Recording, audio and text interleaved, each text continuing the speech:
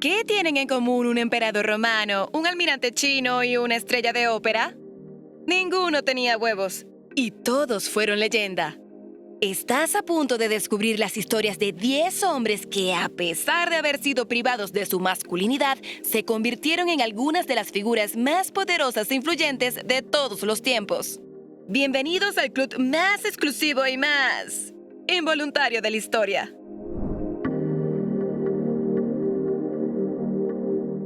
China, año 105 después de Cristo. Cai Lun trabajaba en la corte imperial de la dinastía Han. Era eunuco, como muchos funcionarios de palacio que fueron castrados en la infancia para asegurar su lealtad al emperador y evitar que crearan dinastías rivales. Un día, Cai Lun se cansó de ver cómo los escribas luchaban con pesadas tablillas de bambú y costosa seda para registrar información. Así que experimentó con algo completamente diferente. Mezcló corteza de morera, cáñamo, trapos viejos y redes de pesca desechadas. Los machacó, los mezcló con agua y creó láminas delgadas que se secaban hasta formar hojas flexibles. Le había dado el mundo, el papel. El emperador quedó tan impresionado que le dio un título nobiliario y una fortuna. Pero Cai Lun probablemente nunca imaginó que su invento llegaría hasta tu escritorio 2000 años después. Un hombre que no podía crear vida biológica había creado el medio que preservaría las ideas de la humanidad para siempre.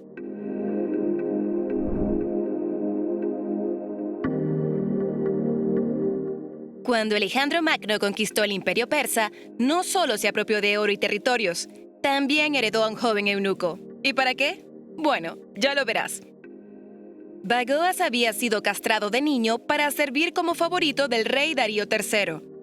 Era hermoso, inteligente y conocía todos los secretos de la corte persa. Cuando Alejandro derrotó a Darío, Bagoas fue entregado al conquistador macedonio.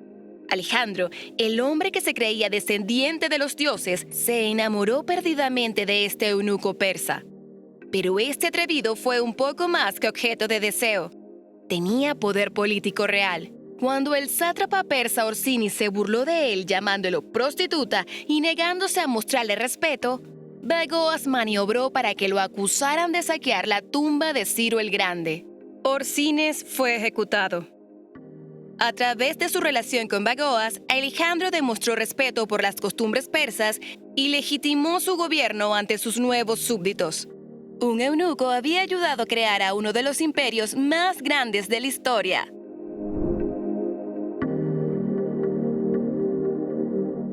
Un pequeño llamado Ma He tenía 10 años cuando los soldados Ming invadieron a su provincia natal en Yunnan. Era 1381 y como era costumbre con los prisioneros de guerra jóvenes, lo castraron y lo enviaron a servir en la corte imperial. Le dieron un nuevo nombre, Shen He. Pero resulta que este niño mutilado tenía un talento extraordinario para la estrategia militar. Entre 1405 y 1433, Shen He comandó 7 expediciones navales que harían que los viajes de Colón parecieran excursiones de fin de semana. Sus flotas tenían hasta 300 barcos y 28,000 hombres. Los barcos del tesoro medían más de 120 metros de largo. Para que te hagas una idea, las carabelas de Colón medían apenas 20 metros. Shen He navegó hacia el sudeste asiático, India, el Golfo Pérsico y la costa oriental de África. Estableció rutas comerciales, conectó civilizaciones y mostró el poder chino por todos los océanos conocidos. Cuando murió en India durante su 7ª expedición, China perdió a su más grande explorador marítimo. Y el mundo perdió la oportunidad de ver qué habría pasado si los chinos hubieran llegado a América antes que los europeos.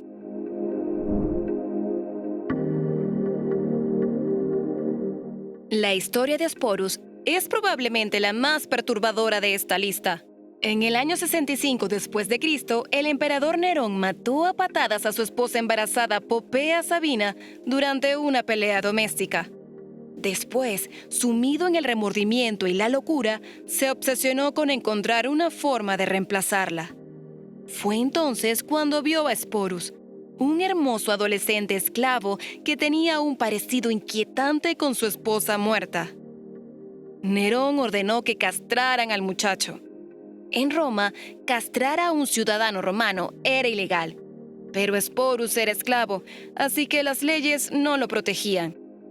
La operación era extremadamente peligrosa, sin antibióticos ni analgésicos fuertes. Muchos morían, pero Sporus sobrevivió. Después, Nerón se casó con él en una ceremonia pública completa, con dote y velo nupcial. Sporus fue vestido como mujer, adornado con las joyas de una emperatriz y obligado a acompañar a Nerón como su esposa. Lo llamaban emperatriz y señora. El pueblo romano quedó horrorizado. Veían en este espectáculo la prueba definitiva de que su emperador había perdido la razón. Cuando Nerón se quitó la vida en el 68, la pesadilla de Sporus empeoró. Fue pasado como esposa de un funcionario a otro durante el caótico año de los 4 emperadores. Finalmente, Sporus no aguantó más y se desvivió. Tenía apenas 20 años.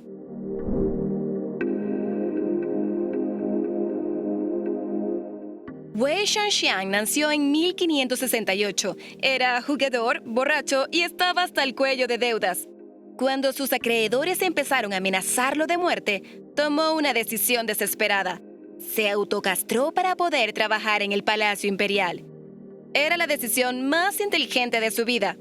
Durante el reinado del emperador Tianqi, quien prefería tallar madera que gobernar China, Wei se convirtió en el verdadero gobernante del imperio, solo un escalón debajo del emperador. Este tipo creó toda una red de espías que se extendía por toda China.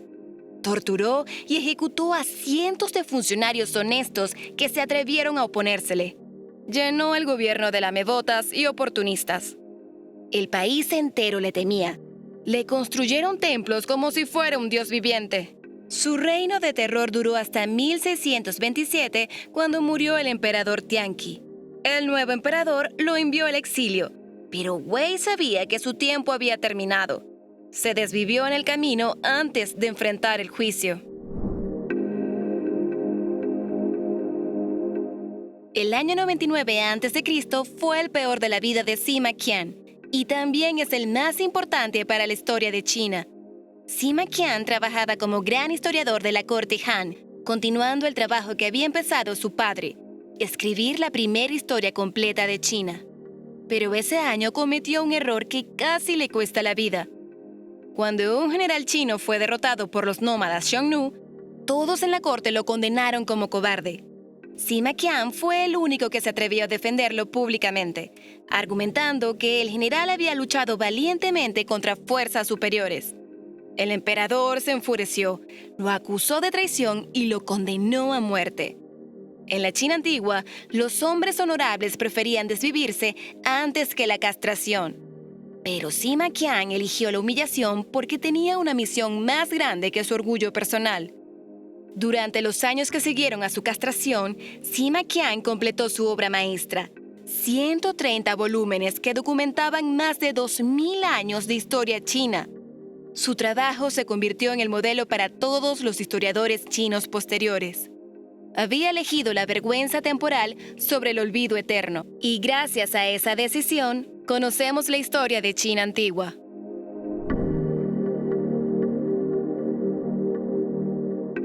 Carlo Broschi probablemente fue castrado a los 8 años después de una caída de caballo.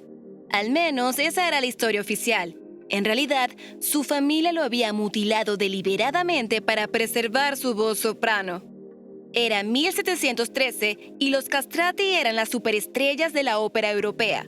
Pero era una lotería brutal. De cada 100 niños castrados, solo unos pocos sobrevivían la operación. De esos, apenas 1 o 2 lograban fama. El resto terminaba como sirvientes de iglesia o mendigos. Carlo tuvo suerte. Desarrolló una voz de 3 octavas completas con una pureza sobrenatural. Adoptó el nombre artístico Farinelli en honor a los hermanos Farina, que pagaron su educación musical. A los 15 años, debutó en Roma y se convirtió en una sensación inmediata. Su técnica era tan perfecta que podía sostener una nota durante más de 1 minuto sin respirar. Pero la parte más extraña de su carrera empezó en 1737, cuando llegó a España para una serie de conciertos. El rey Felipe V, que sufría de depresión severa, quedó tan conmovido por su voz que le suplicó que se quedara. Durante casi 25 años, Farinelli cantó las mismas 4 arias todas las noches para el rey melancólico. Era prácticamente un prisionero dorado, pero acumuló poder político e inmensa riqueza. Fue nombrado caballero y recibió la Cruz de Calatrava. Cuando se retiró a Italia, era uno de los hombres más ricos de Europa.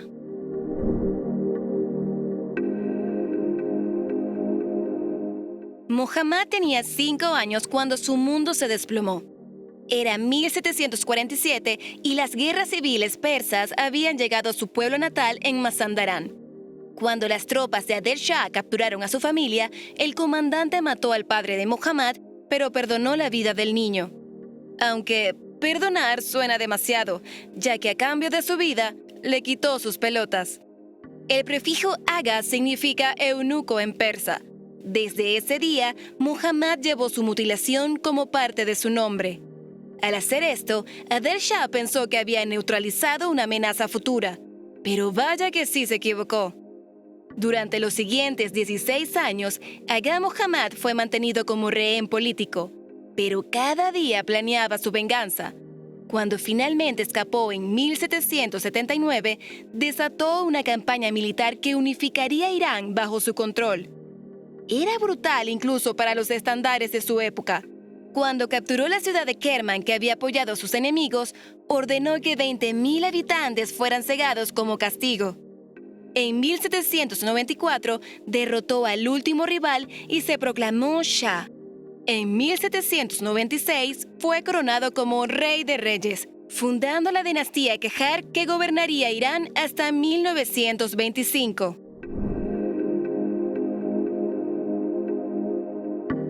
En 552 después de Cristo, en los campos de batalla de Italia, un anciano de 75 años dirigía las tropas bizantinas contra los temibles ostrogodos.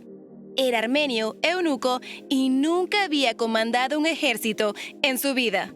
Su nombre era Narses y estaba a punto de cambiar la historia de Europa.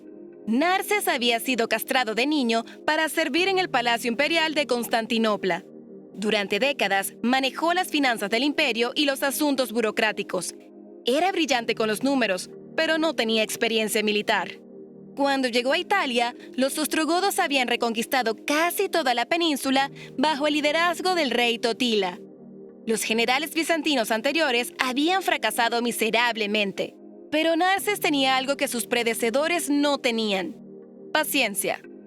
En lugar de buscar batallas gloriosas, implementó una guerra de desgaste, estableció bases fortificadas, cortó las líneas de suministro enemigas y utilizó una combinación letal de arqueros montados, infantería pesada y sobornos bien distribuidos. En la batalla de Tejinae, Narses puso a sus arqueros en las alas y su infantería en el centro, creando una trampa que canalizó la carga ostrogoda hacia una matanza organizada. Totila murió en la batalla y la resistencia ostrogoda colapsó. Con esta victoria, Narses completó la reconquista de Italia para Bizancio. Un eunuco que nunca había estado en una batalla había salvado al Imperio Romano de Oriente.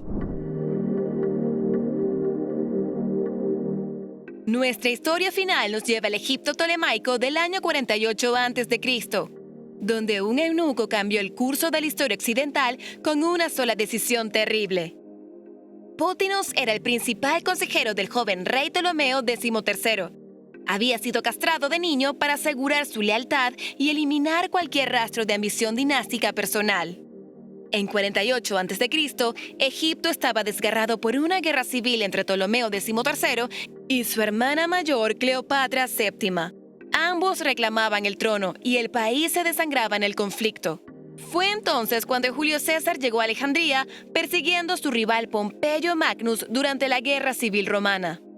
Aquí Pótinus vio una oportunidad. Si podía impresionar a César eliminando a su enemigo, tal vez el poderoso romano apoyaría a Ptolomeo XIII contra Cleopatra. Así que organizó el asesinato de Pompeyo. Cuando el gran general romano desembarcó en la playa egipcia, fue apuñalado hasta la muerte por órdenes del eunuco. Pero Pótinos había calculado todo mal. César se horrorizó cuando le trajeron la cabeza de Pompeyo. Aunque habían sido enemigos, Pompeyo era un ciudadano romano y exyerno de César. El asesinato fue visto como un acto de barbarie.